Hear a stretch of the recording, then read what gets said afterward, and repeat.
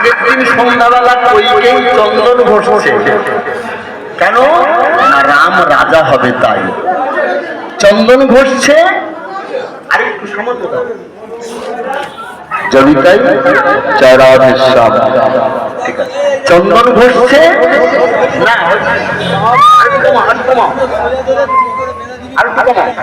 জনিতাই জনিতাই জয় রাধেশ্যাম থাকো ওই দৃষ্টি জনিতাই।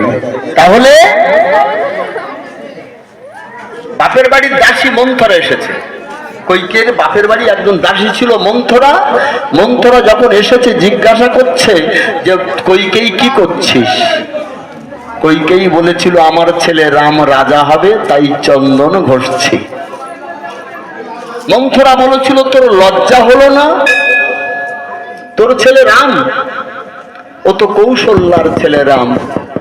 তোর ছেলে ভরত মাসের পর মাস বছরের পর বছর বাপের বাড়ি তুলে রেখেছিস, সে কত বড় হয়েছে তুই জানিস না। তাকে কোনোদিন একদিনের জন্য কোলে নিসনি, এক বিন্দু স্নেহদুগ্ধ তার বদনে দিসনি। আর রাম হলো কৌশল্যার ছেলে, রাম রাজা হবে, কৌশল্যা রাজমাতা হবে। তোর তাতে লাভ কি? তোর দুটো বর আছে, চেয়ে নে। কিসের বর? না যেদিন যুদ্ধ করতে গিয়ে দেহটা ক্ষত বিক্ষত হয়ে গেছিল, ফালা ফালা হয়ে গেছিল, রামচরিত মানুষ বলছে আমি না, সেদিন কোন দৈত্য কবিরাজ হাকিম হুকিম সারাতে পারেনি।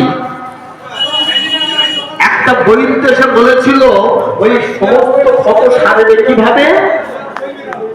না যদি কেউ রাতের পর রাত দিনের পর দিন জেগে ওই ক্ষততে ঔষধ লেপন করতে পারে তবে সারবে, নচেত সারবে না।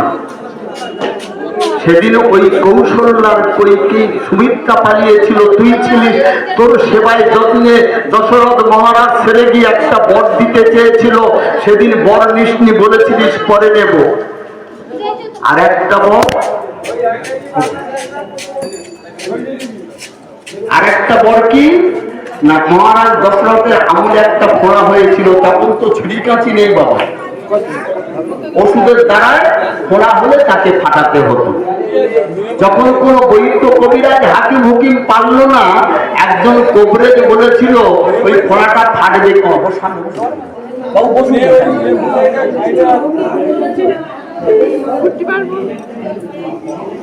ছাড়বে। যদি ওই ফোড়াটা কেউ মুখের মধ্যে দিয়ে বারবার লালা যুক্ত করতে পারে, ওই মুখের লালা লাগতে লাগতে তবে ওই ফোড়াটা ফাটবে। যেদিন ফাটবে মুখ দিয়ে সমস্ত পুঁজ রক্ত লাগাগুলো টেনে ফেলে দিলে তবে বাঁচবে, নচেত বাঁচবে না। সেদিন কিন্তু কৌশল্যা কৈকেয়ী পালিয়েছিল, সেদিনই কেউ ছিল না। সেদিন একটা বর দেবার কথা বলেছিল, এই দুটো বর তুই চেয়ে নে।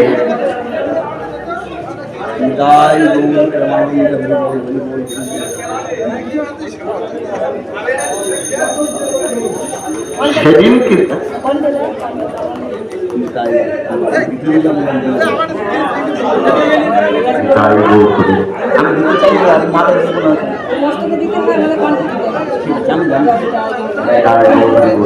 তাহলে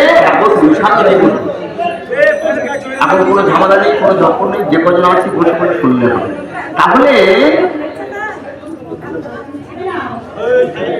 যখন বললেন দুটো বর পাওনা আছে চেয়ে নে, মন্থরা বলল কি বর চাইবো?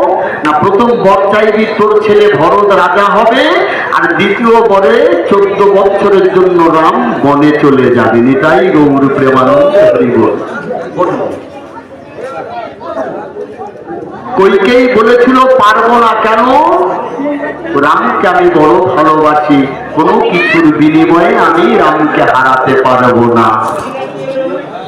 মন্থরা বলল তোর ইচ্ছা, আমি যেটুকু জানি বললাম, রাজমাতা হতে চাইলে চাইবি, নচেত চাইতে হবে। প্রভু রামচন্দ্র পাশে দাঁড়িয়েছিল, মর্যাদা পুরুষোত্তম তো পাশে যখন দাঁড়িয়েছিল, যখন মন্থরা চলে গেল প্রভু রামচন্দ্র একদম সামনে দাঁড়িয়ে গেল, লীলাগুলো তো একদম বিস্তার করার জন্য।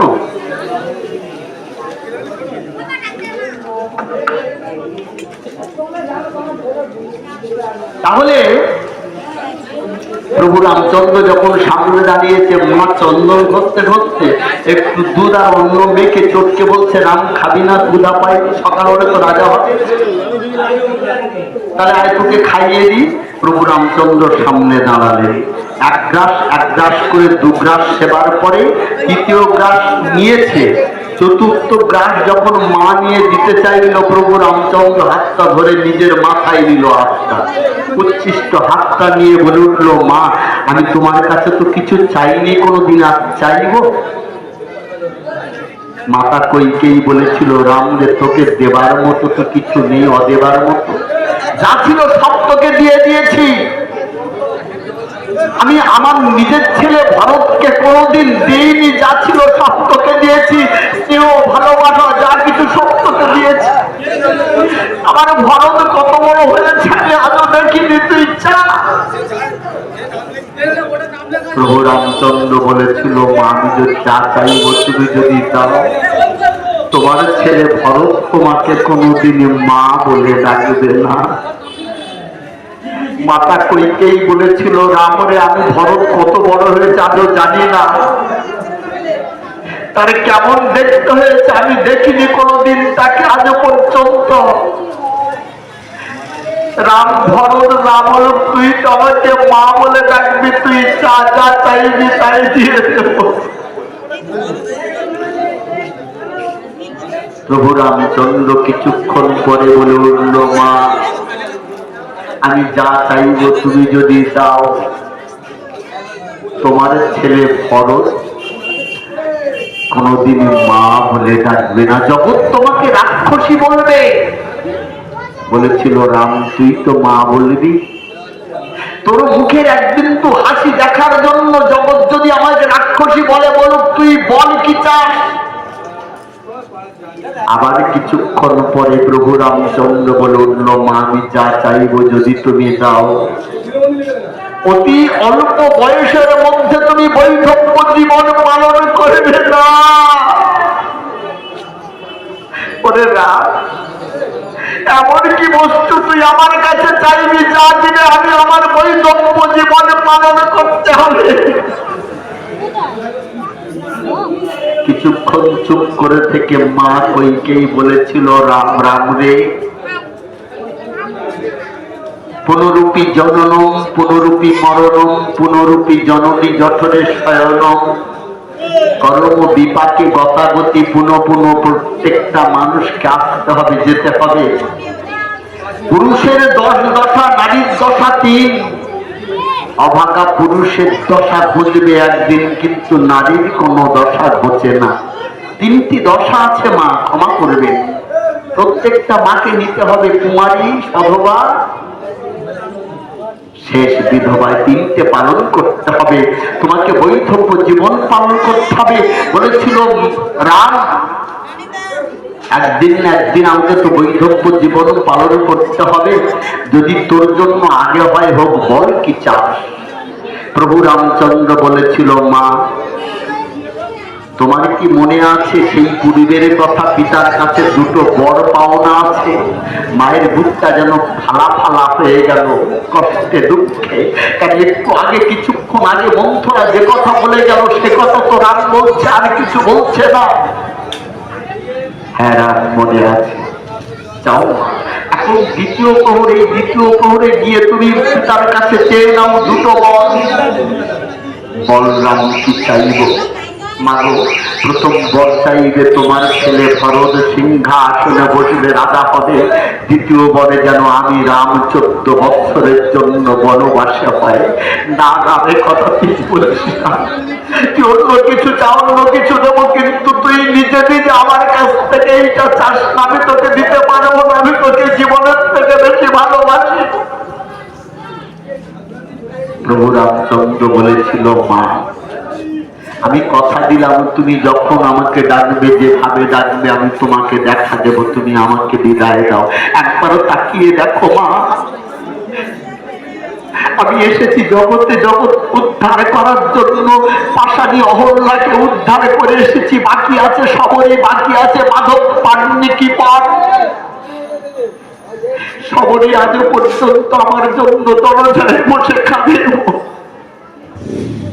একটা ভিল কন্যা, ছোট জাতের চন্দ্রাদের কন্যা আমার জন্য আজও পর্যন্ত কামড়ে কামড়ে ফল লাগে। কৃপা করো জননী, একবার চাও।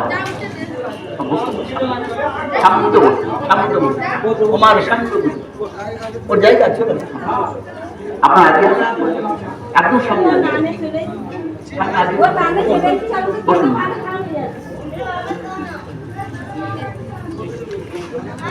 মা কইকেই বলে উঠলো, রাম রানী তোর জন্য যাবো, জগতের কল্যাণের জন্য যাও, আমাকে দোষারোপ করিস না। যেন রাত্রি দ্বিতীয় প্রহরে দরজায় গিয়ে ঘা দিচ্ছে কৌশল্যা, স্বামী স্বামী স্বামী কে? আমি কইকেই, কেন এত রাতে দরজা খোলো না স্বামী, কথা আছে সাথে। দরজাটা খুললে, বলো কইকেই কেন এসেছে এত রাতে আমার আমার ঘরে? স্বামী মনে আছে পরিবের কথা, দুটো বর ছিল পাওনা আমার, সেই বর দুটো আজকের দেবেন, চাও রানী চাও। কাল সকাল হলে আমার রাম রাজা হবে, এই আনন্দের দিনে তুমি যা চাইবে আমি তোমাকে তাই দিয়ে দেব, চাও। কইকেই বলেছিল, বিশ্বাস পায় না, সত্য অঙ্গীকার করুন আমার সাথে। দশরথ কি জানতো এই বর চাইবে? জানতো না। সত্য অঙ্গীকার করলেন, যাও কইকেই, যা চাইবে তাই দেব তোমাকে। শুনুন মহারাজ, বড় যদি দিতে হয় চাইছে, কিন্তু ঝড়ো ঝড়ো করে দুটো নয়ন থেকে বাড়ি হচ্ছে, নিজের জন্য তো না। যদি দিতে হয় প্রথম বর দাও, আমার ভরত রাজা হবে, রাজ সিংহাসনে বসবে। দ্বিতীয় বরে রাম 14 বৎসরের জন্য বলেছে, না কইকেই না, এবার তুমি চেও না। কাল সকাল হলে আমার রাম রাজা হবে, সমস্ত রাজ রাজারা মন্ত্রীরা এসে গেছে, তুমি অন্য কোন বর চাও। দুটো চরণ জড়িয়ে ধরল কইকেই দশরথ, যে কইকেই তুমি বর চাও রামকে, আচ্ছা ভরত রাজা হোক, কিন্তু রামকে তুমি বনবাসে পাঠিও না। রাম একটা সংসারে যদি 4টে ছেলে থাকে, 4 জনের মধ্যে একজন বড় হবে, ঠান্ডা। ভরত রাজা হোক, কিন্তু রামকে বনে পাঠিও না। বলেছিল যদি দিতে হয় এই বড় দাও, আমাকে হয়ে যাবে জগতের।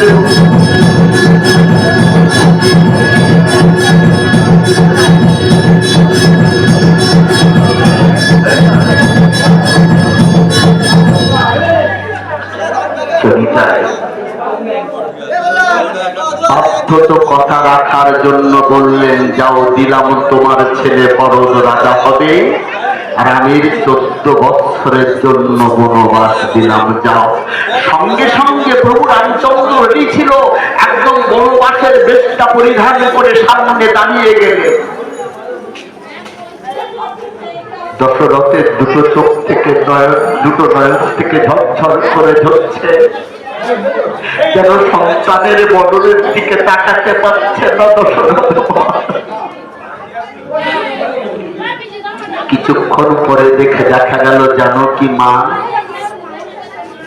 কত বাচ্চা মেয়ে গো, বিয়ে হয়ে 8 থেকে 10 হাত রাস্তা হেঁটে ঘরে প্রবেশ করবে, ফুলের পরাগগুলো উঁচু করে বিছিয়ে দেওয়া হয়েছিল যাতে সীতার চরণে আঘাত না লাগে।